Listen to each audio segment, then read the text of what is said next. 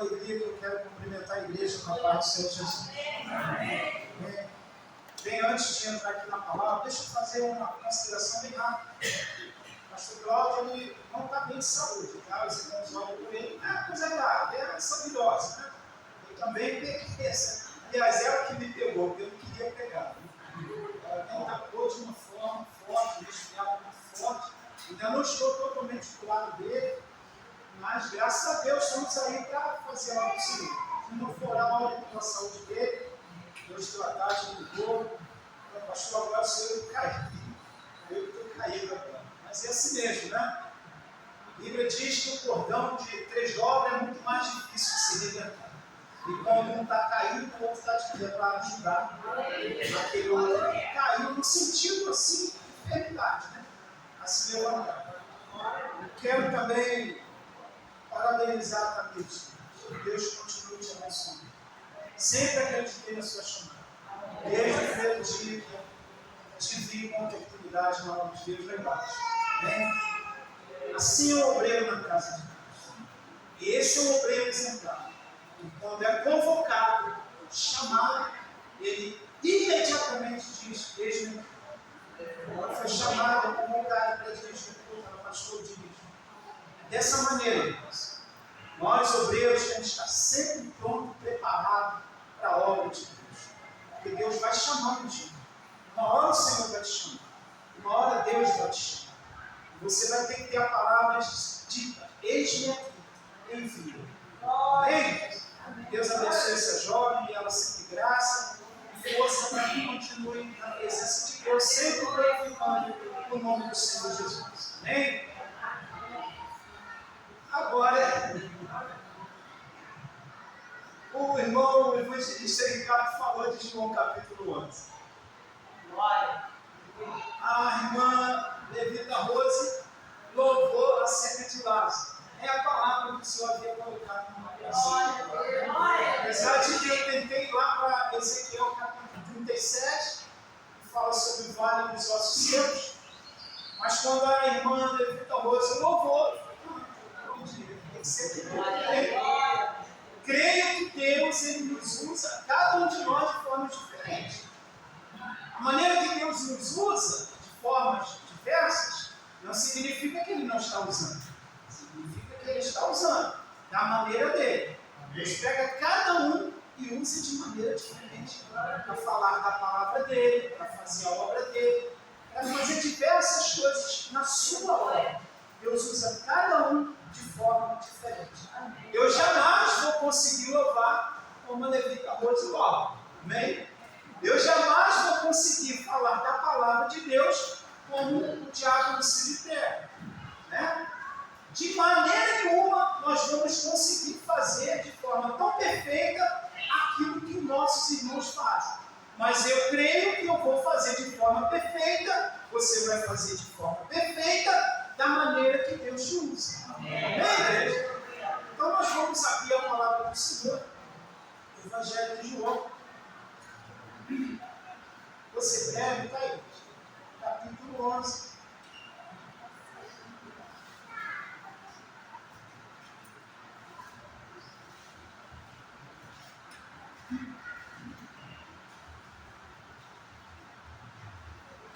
Evangelho de João, capítulo 11. Aleluia.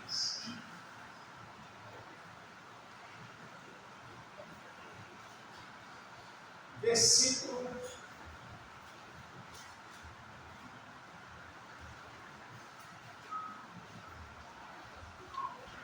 42. Até o versículo 45. Amém? Evangelho de João, capítulo 11, versículo 42 até o versículo 45. Todos acharam? Amém. Estaremos vendo no nome de Jesus Cristo. Até o versículo 45. Eu vou ler ali, que a minha visão ali é melhor para ler. Amém? Eu pensei que sempre me ouves, mas eu disse isto por causa da multidão que está em redor, para que creiam que tu me enviaste. E tendo dito isto, clamou com grande voz: Lázaro, saia para fora. E o que fora defunto saiu, tendo as mãos e os pés ligados com faixas e o seu rosto envolto num lenço. Disse-lhe Jesus: desligai-o e deixai-o ir. Muitos, pois, dentre os judeus, que tinham vindo a Maria e que tinham visto o que Jesus fizera, creram nele. Mais um versículo. Mas alguns deles foram ter com os fariseus e disse-lhes o que Jesus tinha feito. Amém? Amém. Os irmãos podem ter tomado os seus assentos. Amém. É interessante que esse versículo 46 não é o versículo para ser lido, mas você observa que é uma coisa tão significativa que os fariseus, os escribas, os doutores da lei, aqueles que Cristo realizou grandes sinais de milagres no decorrer da sua caminhada, a sua trajetória ministerial aqui nessa terra, estavam nesse evento, digamos um evento, porque chamou a atenção de todos. E todos, dentre esses, a qual eu citei o nome, estavam bem próximo, ou seja, em Betânia, para presenciar, olha que coisa interessante, presenciar a morte de Lázaro. Significa que todos que estavam ali, acredito eu, a Escritura não fala, mas deveriam ser algumas pessoas que outrora, no decorrer da caminhada de Cristo, recebeu milagres de cura, recebeu milagre de salvação, pessoas que foram libertas, pessoas que foram expulsas, inúmeras legiões de demônios estavam ali, mas também estavam, é bem certo, aqueles que foram apenas para observar o que estava acontecendo. Até porque muitos não criam os sinais que Jesus Cristo sempre fez.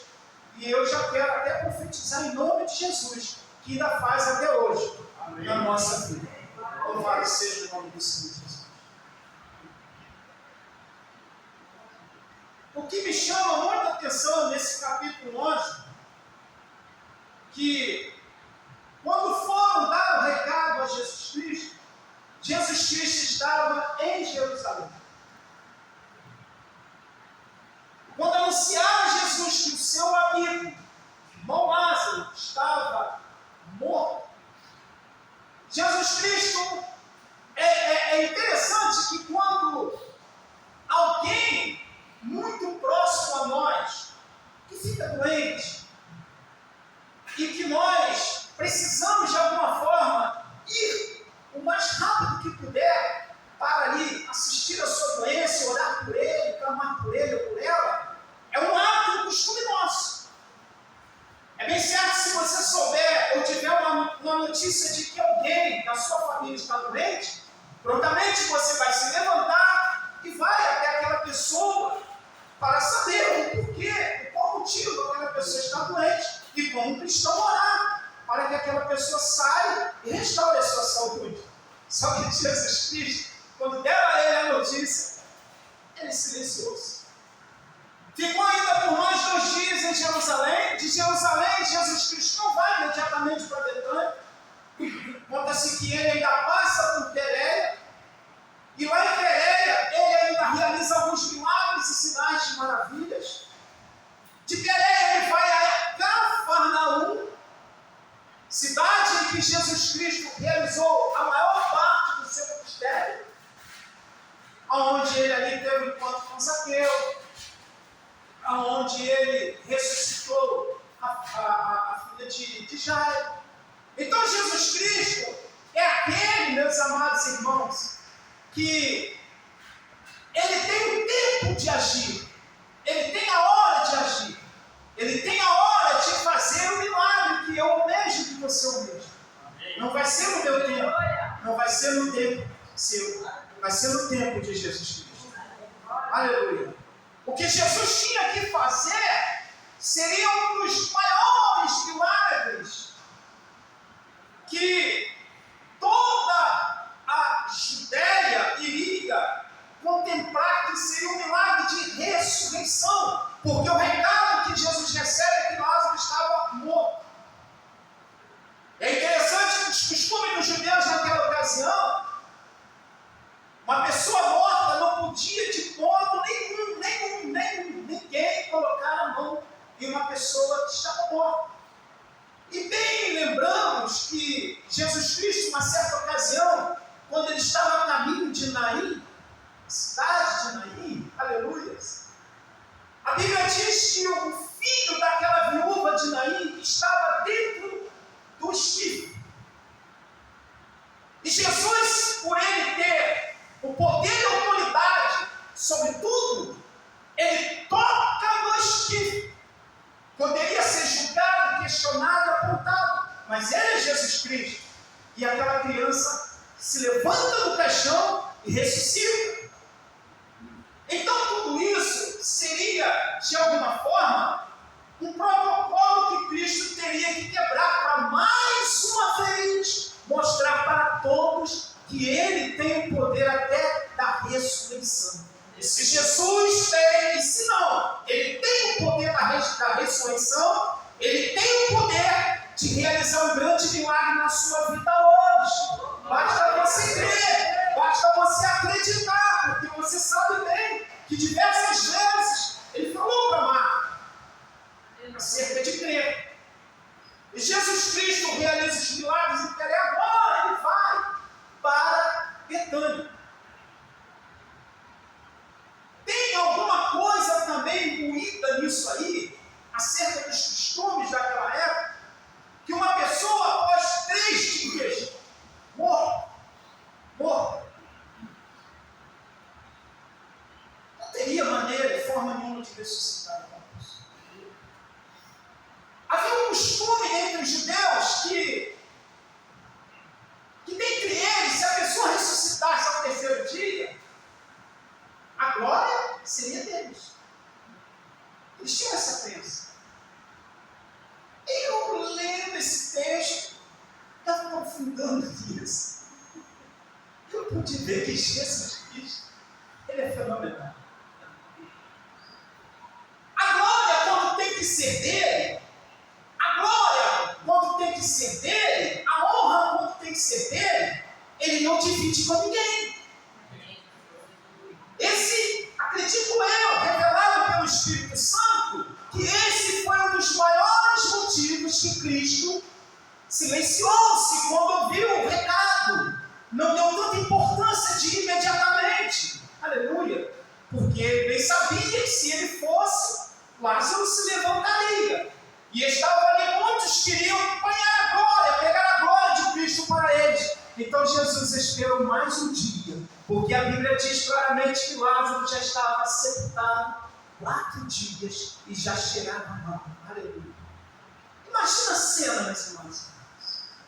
Vem comigo, de uma maneira bem espiritual, entrando dentro desse texto. Vem comigo.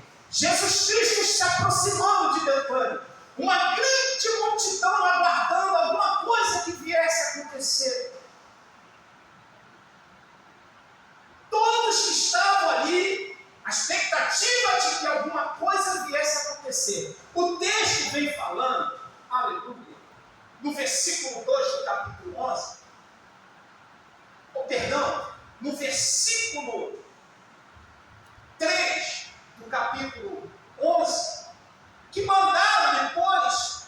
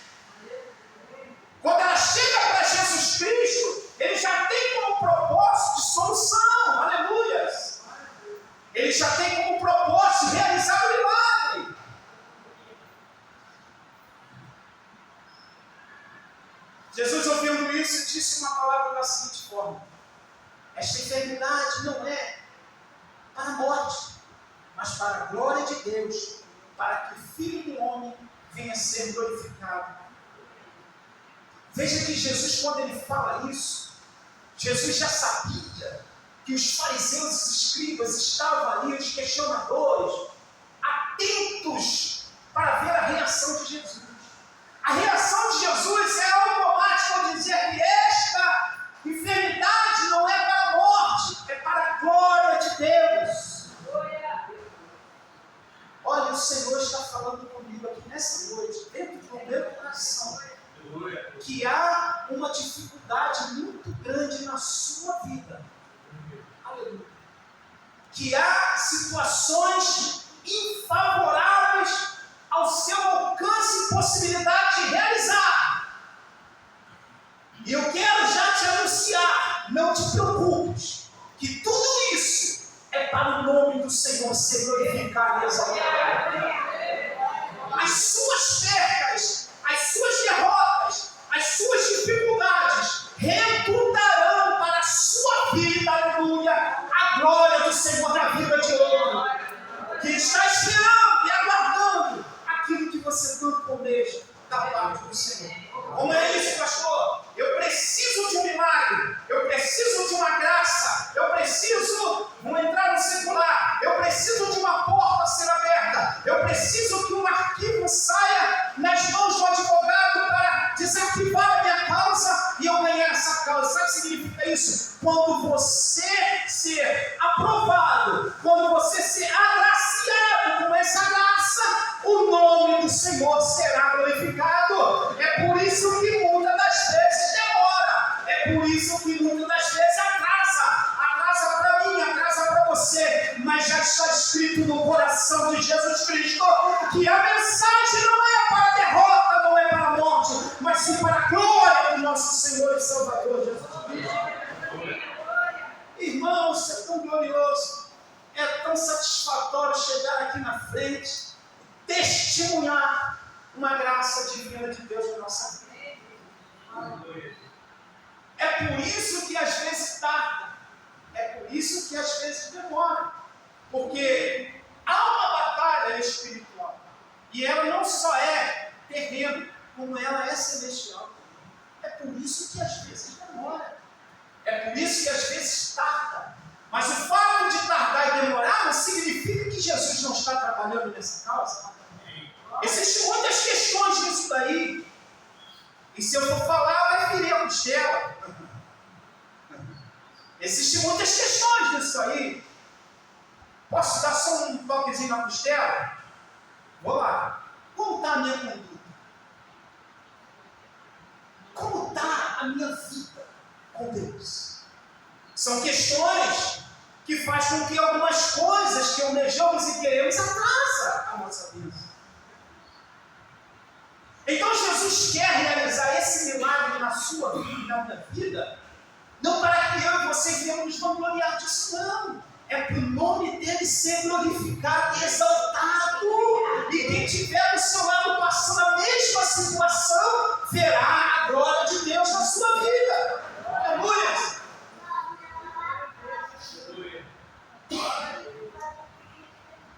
Versículo 6. Que ouvindo, pois, que estava enfermo, ficou ainda 2 dias lá no lugar de onde estava. Depois disso, disse aos seus discípulos: vamos outra vez para a Judéia. Aí os discípulos questionam. Os discípulos dizem da seguinte forma: Rabi, ainda agora os judeus procuravam apedrejar-te e tornas para lá? Jesus responde para os discípulos: não há 12 horas no dia? Se alguém andar de dia, não tropeça, porque vê a luz desse mundo. Você vê que sabedoria é bonita. Os discípulos questionam: mestre, os judeus já tentaram fazer isso aqui e voltaremos para lá? Jesus diz para eles: olha, se eu andar na luz, se eu andar de dia, eu não tropeço. Como é dia? Sabe o que Jesus está falando para os discípulos?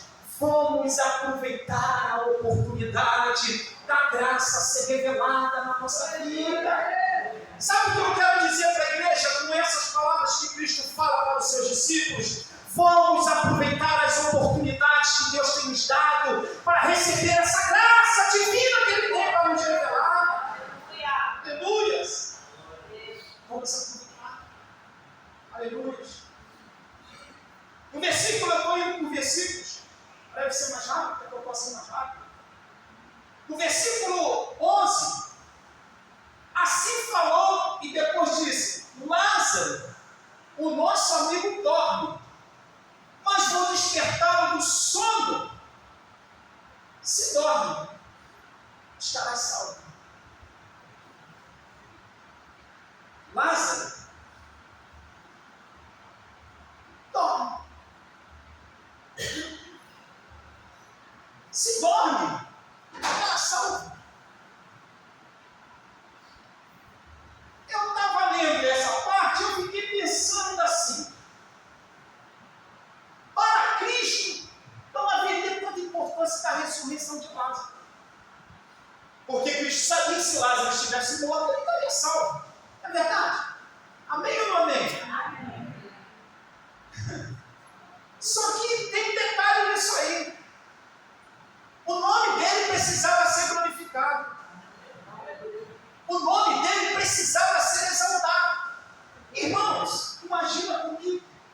Cristo, na terra, ele enfrentou inúmeras embates, inúmeras perseguições, inúmeras calúnias, inúmeros intempéries, momentos de muitas dificuldades. Hoje nós temos a possibilidade de sair daqui para ali, dali para cá, de lá para cá, daqui para colar, de formas fáceis. No tempo de Cristo, ele tinha que andar de forma, às vezes, até camuflado, para não ser apedrejado, não ser pego, porque ainda não era a hora. Então, tudo que Jesus fazia não era oculto, não. Ele fazia para que o seu nome viesse a ser glorificado. Aleluias! Então, para Jesus não importava se Lázaro estivesse morto, que para ele, Lázaro morto, estaria salvo. Aleluias! Mas quando Jesus fala que Lázaro não está morto, que a ressurreição de Lázaro seria para a glória dele, Jesus está bem certo de que a chamada do ministério que lhe foi proposto a ser feito e realizado, aleluia, tinha que colocar em prática. E sabe o que eu aprendo com isso? Ainda que o diabo disse para você que já está morto, que não tem mais jeito, que não tem mais solução, para Jesus isso não importa. Tá? O que importa é que ele vai fazer o milagre. O que importa é que ele vai fazer o milagre. Aleluia! Ele vai fazer o milagre. No versículo 15, a Bíblia diz que e fogo por amor de vós, de que eu lá não estivesse, para que cresça, mas vamos ter com ele. Disse, pois, quem comer, aleluia, o dídimo, conhecido como condiscípulo, que significa companheiro, colega, amigo, disse para ele: vamos nós também para morrermos com ele. Chegando, pois, Jesus achou que já havia 4 dias que estava na sepultura. Todos os que acusaram Jesus estavam lá. Chegando, pois, Jesus achou que já havia 4 dias que estava na sepultura, porque Betânia ela distava de Jerusalém no máximo, mais ou menos, 188 metros, ou seja, 13 estádios de distância. A demora de Jesus Cristo provocou o coração das pessoas que não tinha mais jeito, não tinha mais solução. Talvez tenha alguém aqui nessa noite aguardando um milagre, está demorando. Mas você pode ter certeza de uma coisa: o que nós temos que fazer é esperar o milagre acontecer. Porque a petição já foi feita, o pedido já foi feito, aleluia. já está anotado no livro de Cristo. A sua petição já foi anotada. O que resta agora é esperar, é aguardar o Senhor bradar dos céus e executar a sentença da graça dele sobre a sua vida. O milagre na vida de Ana já estava escrito nos céus. Aleluia! Mas pastor, precisava Ana passar por todos aqueles intempéries de oportunos dentro da sua própria casa? Sim, para o nome do Senhor ser glorificado. Os cristãos dessa dispensação que nós estamos vivendo estão muito assim, desapercebidos com esse detalhe. Você quer ver um exemplo? A bênção está demorando. Eu desisto, eu paro, eu desanimo, não quero mais. Estamos esquecendo, aleluia, que nós estamos vivendo um tempo em que a apostasia já alcançou inúmeras igrejas. E é bíblico isso. E quando a apostasia alcança, ela vem trazendo desânimo, falta de fé, abatimento espiritual. Tem pessoas que às vezes vêm para a igreja, já nem vêm mais por vir, vêm empurrada, nem sei por que, mas vem. Então significa que o milagre, ele já foi decretado para a sua vida. Aleluia! O que cabe é eu ter paciência para esperar. E aonde eu encontro essa paciência? O salmista Davi, ele fala bem claro: esperei com paciência no Senhor. Olha bem, quando o salmista fala esperei com paciência no Senhor, aí o Senhor virou as costas. O Senhor ignorou? Não. O Senhor se inclinou para mim. Aleluia. Quando você espera com paciência no Senhor, Ele se inclina lá no alto. Olha a posição, amados. Deus está em seu trono, de uma elevação tão grande, de uma soberania tão grande. Aleluia. Quando Ele começa a contemplar a sua e a minha paciência, Ele se inclina. Aleluia. Para entender, ou seja, para atender a sua petição. Aleluia! Lembra de Daniel? Daniel capítulo 10? Aonde estava Daniel? Daniel estava desfalecido durante um período de 21 dias de oração diante do rio Hidekel, prostrado, orando, e estava acontecendo uma batalha travada espiritual no reino celestial.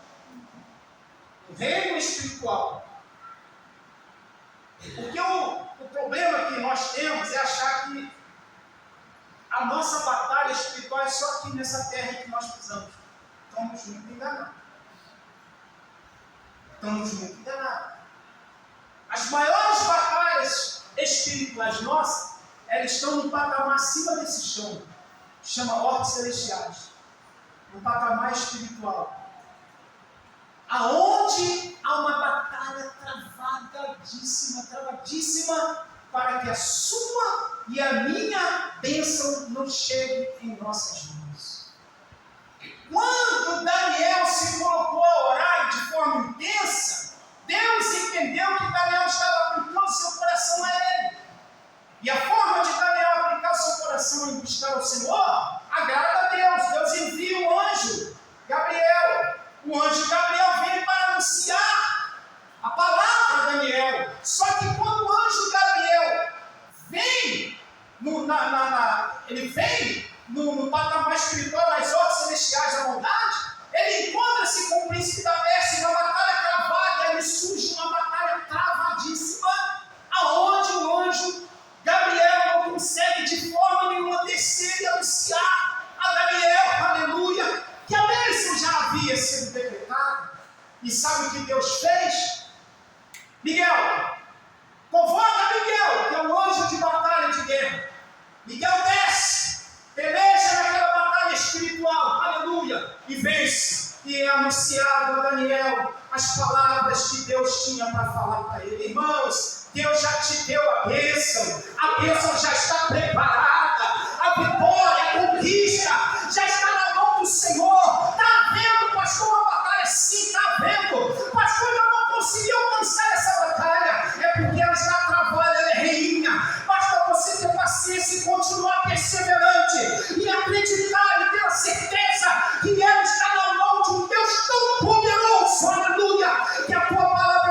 com a sua mão, aleluia, Ele pega todo o oceano do planeta Terra. A palavra do Senhor é clara para mim e para você nessa noite. Espera no Senhor e confia nele, que Ele realizará o desejo do seu coração. Aleluia! Aleluia! Aleluia!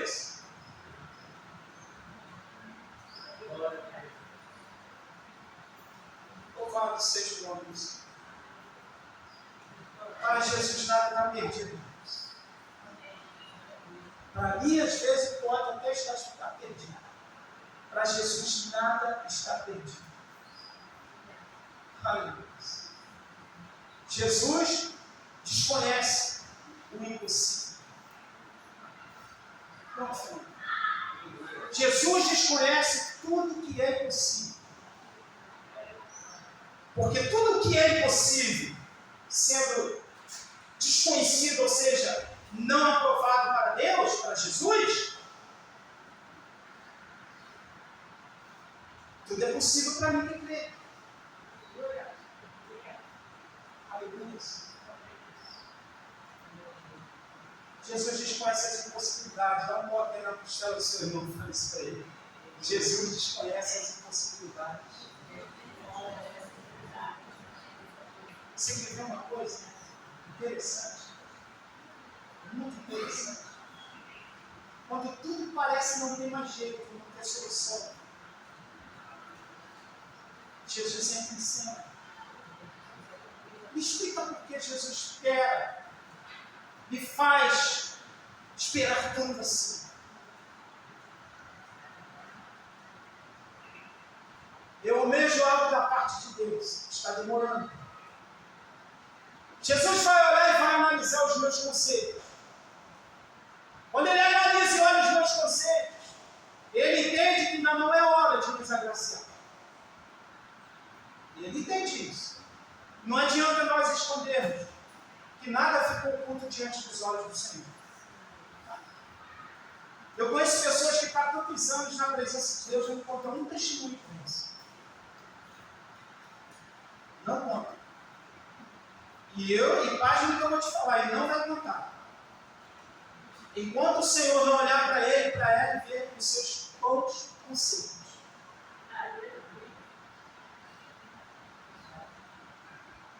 E por que muitas das vezes ele tarda? Por esse motivo, esse é um dos motivos.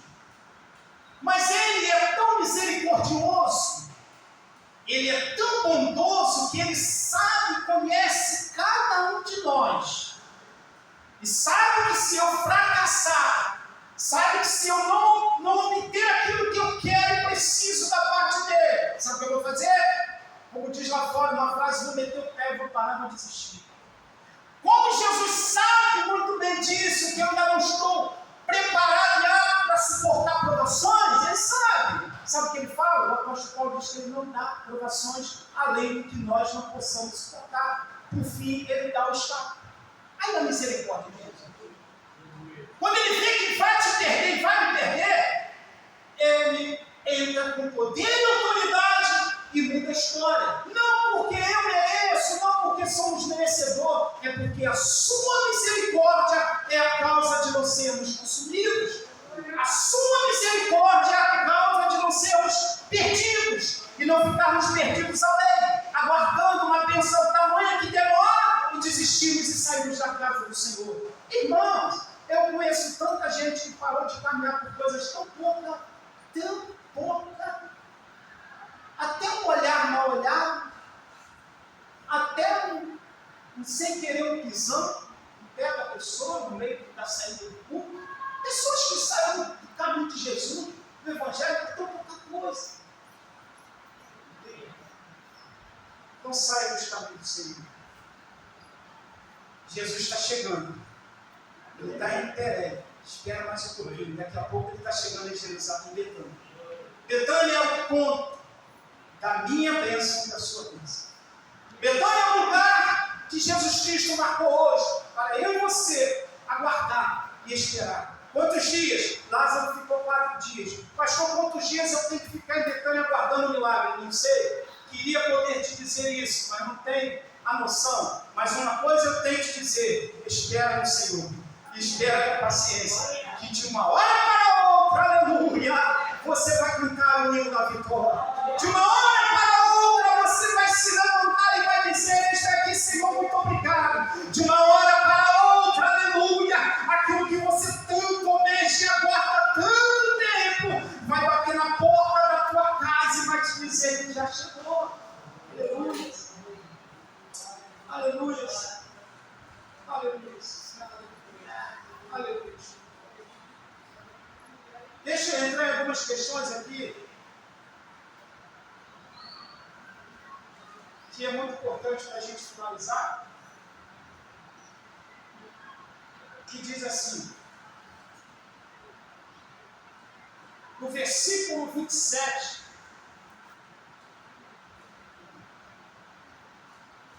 no versículo 28, está escrito assim: ouvindo, pois, Marta que Jesus vinha, saiu-lhe ao seu encontro. Maria, porém, ficou assentada em casa. Disse, pois, Marta a Jesus: Senhor, se tu estivesses aqui, meu irmão não teria morrido. Se você analisar as duas formas de falar de Marta e Maria para Jesus, você vai observar que quando Marta fala isso, Marta fala num tom arrogante, num tom de discriminação, num tom de arrogância com Jesus. Mas quando você ouve Maria falar, é diferente. É as mesmas palavras, mas de um tom diferente. Então significa que Marta, nessa situação aqui, ela não está se colocando diante de Jesus como um verdadeiro adorador. Porque o verdadeiro adorador é aquele que adora em qualquer circunstância. E Maria, quando ela se coloca diante de Cristo, ela se coloca como uma verdadeira adoradora. Ela sabendo que não tem mais jeito, não tem mais solução, mas ela é adoradora. Ela acredita que a ressurreição virá. Ela acredita que Jesus Cristo iria ressuscitar Lázaro daquele sepulcro. Então você observa que Jesus, aqui, quando ele fala, disse-lhe Jesus, no versículo 22, perdão, no versículo 23, disse-lhe Jesus: teu irmão há de ressuscitar. Disse-lhe Marta: eu sei que há de ressuscitar na ressurreição dos últimos dias. Quando Jesus fala para Marta: o teu irmão há de ressuscitar, Marta não estava crendo que a ressurreição que Cristo estava falando ali era a ressurreição da hora, do momento. Marta, até então, ela é uma crente, ela crê na ressurreição do último dia, mas ela não estava conseguindo acreditar na ressurreição da hora, do momento. Ah, irmão, eu vou dar mais uma cara na costela. Muitos de nós estamos vivendo assim. Nós não estamos conseguindo acreditar, aleluia, que o milagre é para hoje. Nós pensamos que é para amanhã, mas o milagre sendo para hoje, eu defino isso como uma palavra profética, aleluia. O milagre é para hoje. O milagre que Jesus queria dizer para Marta: Marta, não é na ressurreição do último dia, Marta. Lázaro vai se levantar hoje, aleluia, Marta. É hoje que Jesus vai fazer o milagre da ressurreição, da restauração das nossas necessidades. Aleluia! Disse-lhe Jesus sobre a ressurreição, ele fala: eu sou a ressurreição e a vida. Que crê em mim, ainda que esteja morto, viverá. E todo aquele que vive e crê em mim nunca morrerá. Aleluia! Crê tu nisso? Jesus Cristo fala uma das teorias do Evangelho tão profundo para uma fé cristã. Olha que coisa linda! E todo aquele que vive, eu vivo, e crê nele, Jesus fala: e crê em mim, nunca irá morrer. Que isso, pastor, eu nunca vou morrer? Vou sim. Esse corpo, um dia, vai descer a sepultura, vai voltar para o pó para onde veio, aleluia. Mas a minha alma não morrerá, a sua alma não morrerá.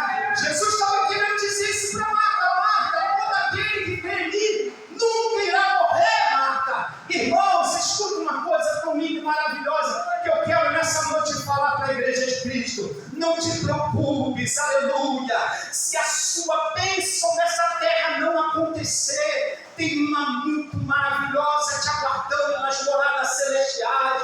Eu não quero dizer isso, eu não quero dizer que você não pode se programar para ter uma vida próspera aqui nessa terra, eu não quero dizer isso, mas se isso não der certo, não se preocupe, aleluia, que você não vai sair perdendo, porque tem, aleluia, uma morada celestial, separada, preparada para todos aqueles que creem em Jesus Cristo. Aleluia! Aleluia! Louvado seja o nome do Senhor Jesus Cristo. Aleluia! Louvado seja Deus. Aleluia! Versículo 28. E dito isso, partiu. Chamou em secreto a Maria, sua irmã, dizendo: o mestre está aqui e chama-te. Ela, ouvindo Jesus, levantou e logo se foi com ele. Ainda Jesus não tinha chegado na aldeia, mas estava no lugar onde Marta o encontrava. Vendo, pois, os judeus que estavam, olha aqui o que está acontecendo aqui. Vendo, pois, os judeus que estavam com ela em casa, que o consolava, que Maria apressadamente se levantara e saíra, seguiram-na, dizendo: vai ao sepulcro para chorar. Sabe o que está acontecendo aqui? Os opositores da nossa fé se levantam. E eu já vou te dizer que até o dia de hoje tem os opositores da nossa fé. E sabe quem são os opositores da nossa fé? Às vezes anda com nós mesmos. Está dentro da nossa família. Por incrível que pareça. São aqueles que te vê como cristão, mas não acreditam no milagre de Deus na sua vida. São aqueles que vê você com toda a dificuldade que tem, pegando a sua Bíblia e indo para a igreja adorar a Deus. São aqueles que olham para você e te tem como um coitadinho, uma coitadinha, passando por uma luta tremenda, tamanha, e está indo para a casa do Senhor.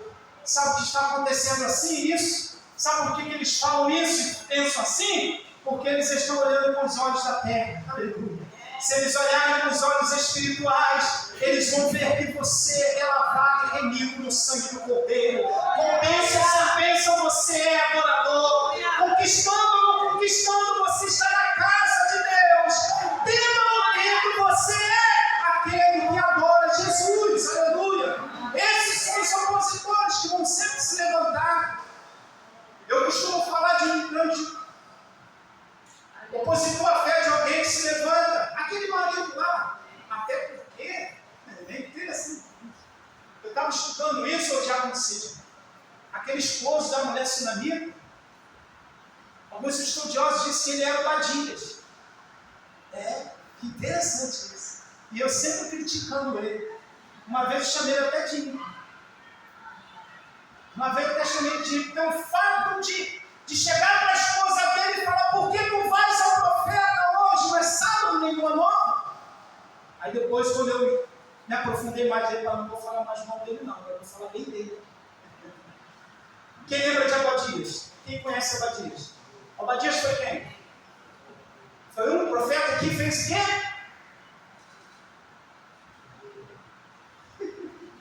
Obadias foi um profeta que pegou os profetas de Deus, naquela época do profeta Elias, e escondeu em cavernas e os sustentou com pão durante muito tempo. E eu falando mal dele.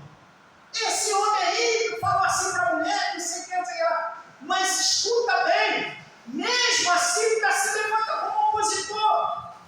Em nome de Jesus Cristo, nessa noite, toda oposição contra a sua vitória, toda oposição contra a tua conquista, toda oposição, aleluia, contra aquilo que Deus prometeu na sua vida espiritual, na sua vida financeira, na sua vida material, no seu casamento, na sua família, no milagre que Ele prometeu, em nome de Jesus Cristo, cai por terra hoje. Você é mais que vencedor na presença do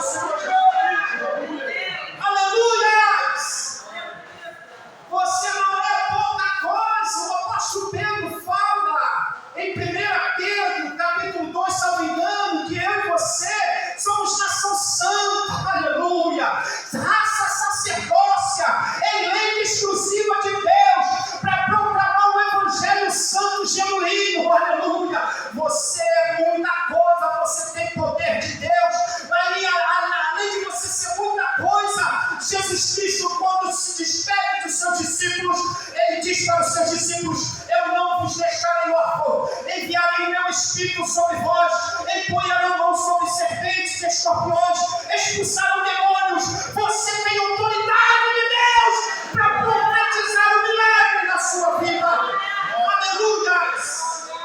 Você tem autoridade de Deus para ressuscitar aquilo que aos olhos dele parece que já morreu.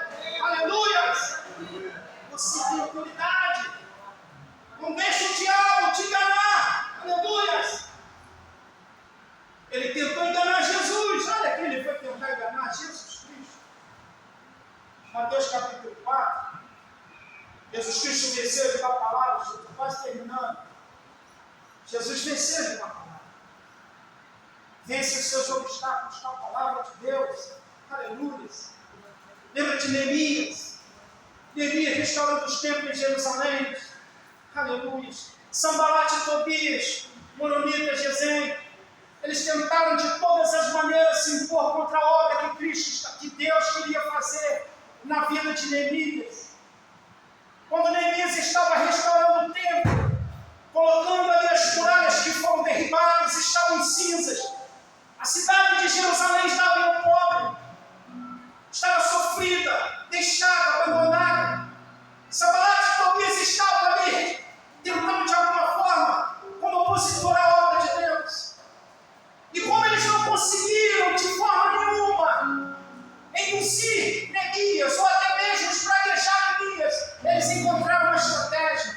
Conheceu nós, vem ter conosco. Sabe o que Neemias falou para eles? Estou em uma grande obra, da qual eu não posso ir. Espante o inimigo das nossas vidas com a palavra de Deus. Talvez o seu ministério, talvez a sua casa, talvez a sua família, oh Espírito Santo, não consegue andar porque ainda não conseguimos entender isso.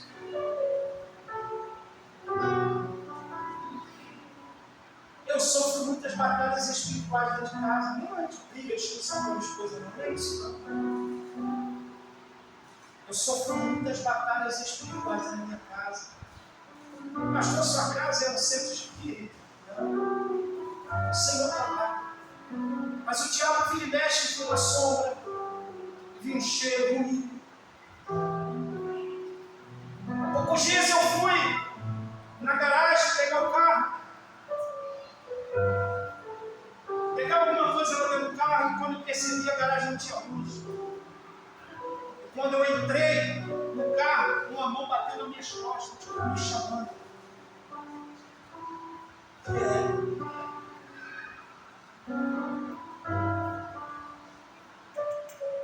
O diabo vai sempre tentar obstruir os projetos na sua vida. Sempre, todo tempo. Mas quando você começar a usar a palavra de autoridade contra ele, o milagre vai acontecer. A restauração vai acontecer. Aleluia. Quem assistiu aquele filme, Quarto de Guerra, é desse jeito. Pega o seu quarto e faz o seu quarto de uma livraria. Aleluia. Que é isso, pastor? Pintei esses dias. Coloca dizeres bíblicos dentro da sua casa, na sua mente, no seu coração.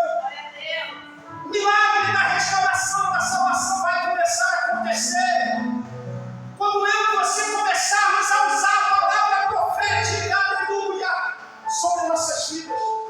O que é a palavra profética? O que é a palavra profética?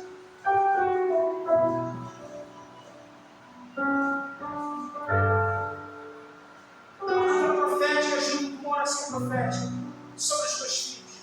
Senhor, eu determino que os teus filhos sejam salvos, porque a tua palavra diz, aleluia, que os meus filhos são herança do Senhor. É por aí assim. Palavras proféticas para destruir, deportar, estripar todas as potestades malignas sobre você.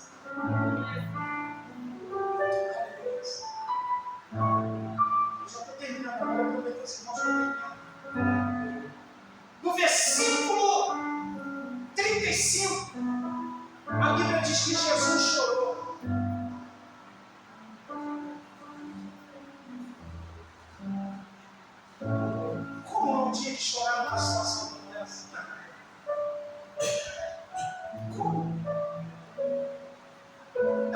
sepultamento há um tempo atrás, eu chorei, aguentei. Eu aguentei até o final. Até o final.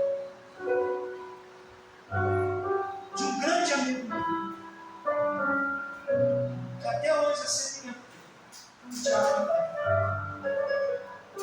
um homem que sempre me abraçou, que foi o primeiro que me abraçou quando eu cheguei assim. Foi o primeiro que me deu um abraço. Até hoje, se você entrar ali, onde era a igreja de baixo, no cantinho, você vai ver que o piso está manchado.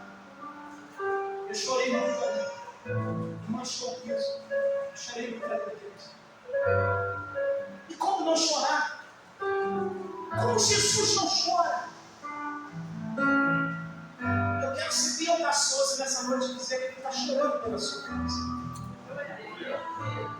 A Bíblia diz que o Espírito Santo, olha, o Espírito Santo que habita em mim, habita em você, chora por nós em gemidos inexprimíveis. Sabe o que significa isso? Gemidos inexprimíveis. Não é mais eu que choro, agora quem chora é o Espírito Santo. Jesus chorou e como não chorar, saber que um amigo dele estava morto. Aos olhos de todos, Lázaro já estava morto. Aos olhos de todos, a sua perspectiva já está morta. Aos olhos de todos, o projeto de Deus na sua vida já está morto. Aos olhos de todos, a sua vida ministerial já está morta.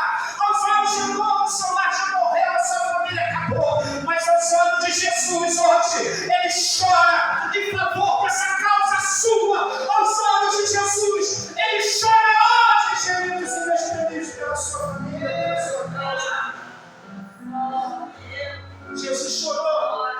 Aleluia. Aí os judeus dizem: vede como um amado. E alguns deles disseram: não podia ele, que abriu os olhos ao céu, fazer também com que este não morresse? Jesus Cristo são 9h32, 9h40 termina, tá bom? Só para concluir. Jesus Cristo estava no madeiro, no Calvário, bem dado no Calvário. Aqui Jesus está chorando por um amigo. Mas à frente, nos livros à frente, João, Jesus agora está crucificado no Calvário. Aí eu te faço uma pergunta: quem chorou por ele? Ninguém chorou. Alguns dos discípulos, tipo a sua mãe, João, chorou. Mas eu te faço uma pergunta: quem daqueles que ele usou de misericórdia, curou, salvou e libertou, chorou? A Bíblia não fala, pode até ter chorado. Eu imagino uma cena linda e maravilhosa que poderia ter acontecido. A filha de Jairo, olhando para Jairo: pai, o Senhor é o chefe da sinagoga. O Senhor tem autoridade. O Senhor pode falar alguma coisa e tirar ele de lá, ele me curou. A família de Zaqueu poderia ter chamado Zaqueu: tu é um publicano, rico, tu tem autoridade, tu pode tirar ele lá, fala com tudo isso. Alguém poderia ter pego a mulher no fluxo de sangue e falado para ela: vai lá, tira ele daquela cruz. Tira ele daquela cruz, porque ele restaurou a sua saúde. Mas ninguém poderia fazer nada por Jesus Cristo, porque até o próprio Pai lhe permitiu a passar por aquilo. Mas aqui Jesus chora. E o choro de Jesus Cristo, aleluia, acredito eu, não diz as Escrituras, que quando as suas lágrimas começaram a cair naquela terra, aleluia, as suas lágrimas poderiam estar percorrendo até o céu, para trazer aquele defunto uma esperança de vida. E eu vou falar uma palavra bem profética nessa noite. A sua lágrima pode estar caindo na terra, percorrendo dentro da sua casa, para trazer esperança a alguém que morreu espiritualmente, alguém que não se levanta, alguém que não anda, alguém que não se levanta, alguém que parou, alguém que não tem jeito, alguém que morreu aos olhos de alguma pessoa. A sua lágrima tem que ter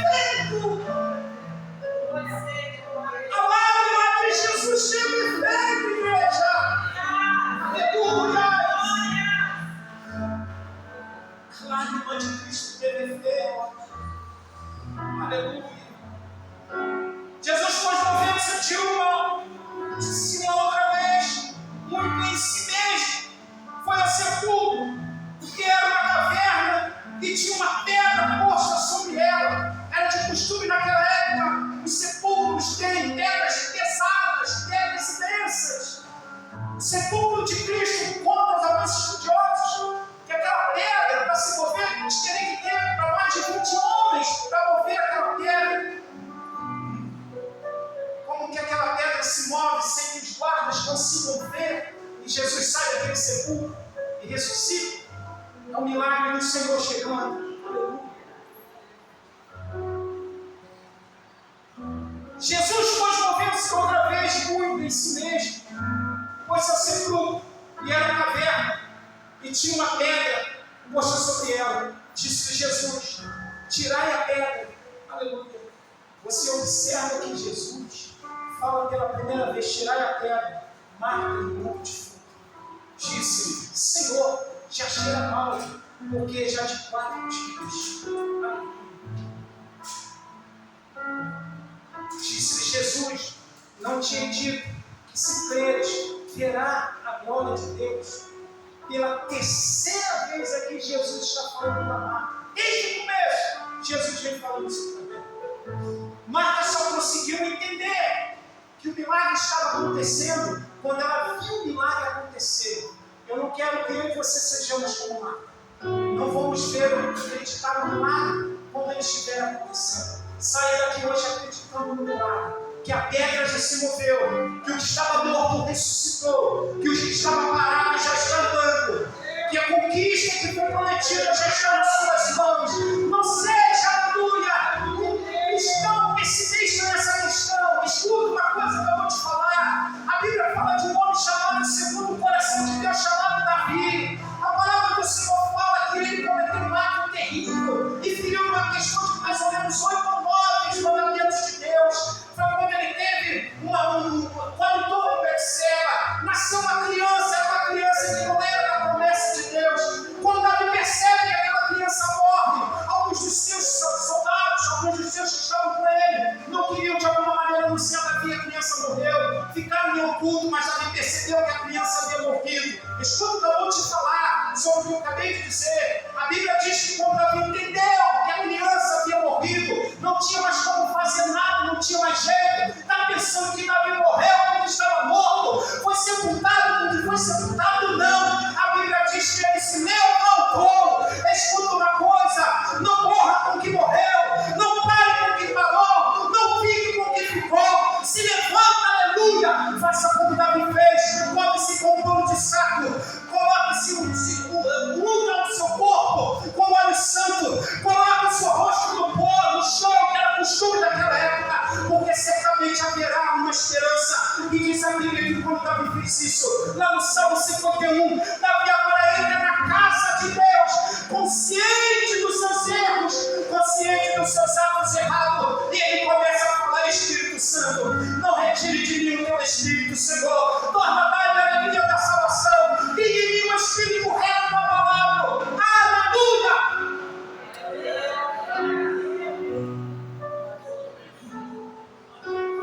Não faça como Marta. Não creia vendo, creia sem ver. Eu termino aqui dizendo assim, no versículo 42, eu bem sei que sempre me ouves quando Jesus clama a Deus. Mas eu disse isso por causa da multidão. Olha o que eu vim falando desde o começo, que está ao redor, para que creiam que tu me enviaste.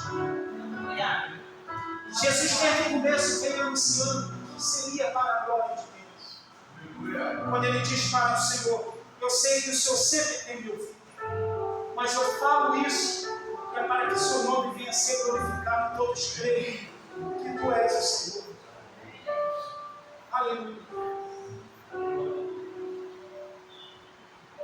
E tendo dito isto, clamou com grande voz: Lázaro, venha para fora.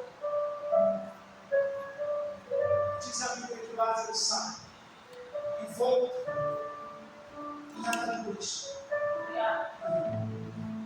O que me chama a atenção oração aqui que eu finalizo. Disse Jesus: desligai e deixai ir.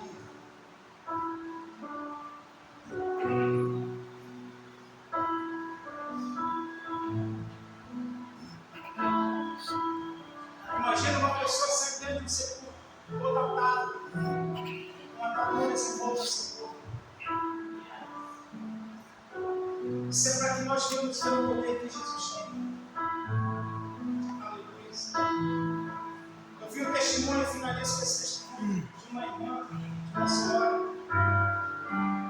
que recebeu a notícia que seu filho estava morto. Estava morto. E ele já estava já praticamente preparado para ser sepultado. Aquela mulher estava no culto de consciência. E levaram a notícia para ela: seu filho acabou de morrer. Filho no tráfico, nas drogas. Agora ela está joelho dobrado, clamando ao Senhor, recebe uma notícia como essa. É crente, é cristão. E ela vai para o lugar onde seu filho está. É um testemunho religioso. E ela dobrou o seu joelho. E os médicos se preparando para vir fazer a necrópsia. Isso. Ela falou: o senhor não vai fazer isso, não, meu filho está vivo. Os médicos chamaram ela de louca. Ela colocou o joelho no chão. Aleluia. Botou o rosto no rosto do filho. E falou essas mesmas palavras que Jesus falou para Deus: Senhor, eu sei que o Senhor sempre me ouve, mas eu te peço que me ouve mais uma vez. Restaura meu filho, o seu nome seja glorificado.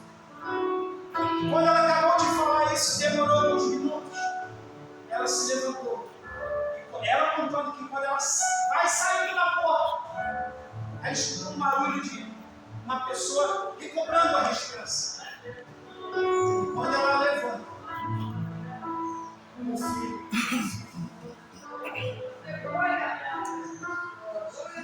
Quem é cristão sabe que isso acontece. Se eu falar lá fora, vamos jogar pedra, vamos dizer que o nome do Senhor seja glorificado. Eu finalizo dizendo assim: a ressurreição daquilo que morreu na sua vida, você vai clamar, você vai pedir, para que o nome do Senhor venha ser glorificado. E você vai ver o milagre que Deus vai fazer. Amém? Tome posse dessa